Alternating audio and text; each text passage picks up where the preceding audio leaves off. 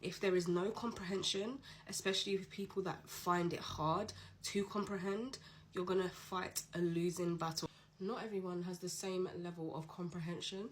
So talking to somebody in the sense of that they're not someone that comprehends things well or chooses to understand through learning, listening to other people's opinions, taking on board other people's feelings, attributes, what they have to say.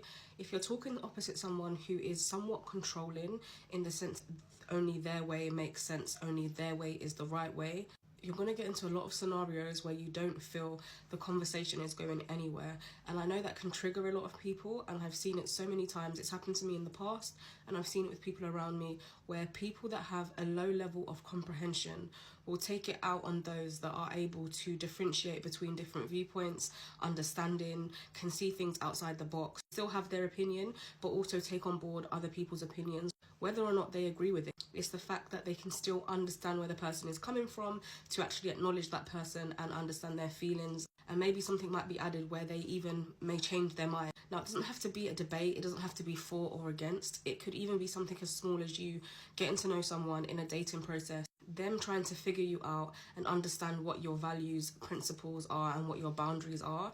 If you're explaining this to someone and their level of comprehension is to tell you that what you're saying is wrong, or to actually push and force onto you their viewpoint and what they believe you should be thinking at, talking like, acting like, that's a level of control. That's where it can get very, very tricky. Comprehension is so key in so many relationships. It can be romantic, platonic, business. If there's a level of comprehension between you and the other person, it's going to be so much easier to have conversations, understand each other, know what you're working with, and work towards something positive. You're going to fight a losing battle because there's always going to be something that is not understood or something that feels forced and creates a wedge.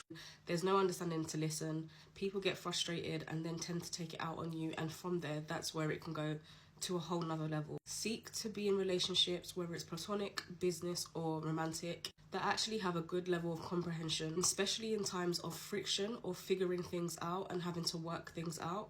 And just knowing that the person opposite you has a good comprehension level as well as yourself, it makes things so much easier.